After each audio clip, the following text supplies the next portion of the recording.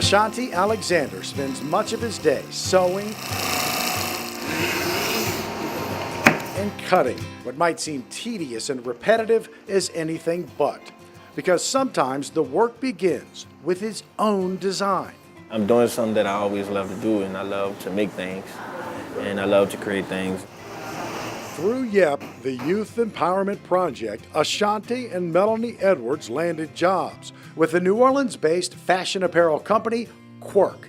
Every item here, from purses to footballs, is made out of cork, as in wine cork, straight from Portugal. That is a long way from Central City, where Ashanti watched friends follow a life of crime and drugs. He wanted a different path, and YEP's network of education and employment readiness programs put him on the road to something special: opportunity. It gave me freedom to be creative, and it gave me freedom to be myself, and also learn while I create. It isn't hard to find YEP on Aretha Castle Haley, as it now occupies several buildings and it is growing.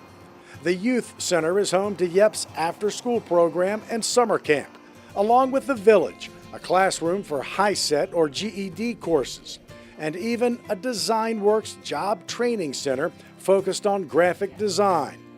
Across the street is the Work and Learn Center. Inside, Bike Works. Students master customer service skills and hands-on bike repair. Right next door at Thrift Works, young people learn about merchandising and entrepreneurship. Hi, Kendrick. How are you? It all began in 2004 when Melissa Sawyer and two others created the Youth Empowerment Project to help young people involved in the juvenile justice system get out and not go back. One program and 25 kids then. A decimating hurricane and more than a decade later, there are 11 programs focused on education, mentoring, job training, and enrichment. And now more than 1,000 young people between the ages of 7 and 24 are taking part. They might not have been involved in crime at all, but were at risk. Michelle Seymour is a transition services coordinator, helping YEP grads move on to college campuses or into satisfying careers. In New Orleans, there is a high demand for jobs in the culinary, hospitality, and healthcare industries.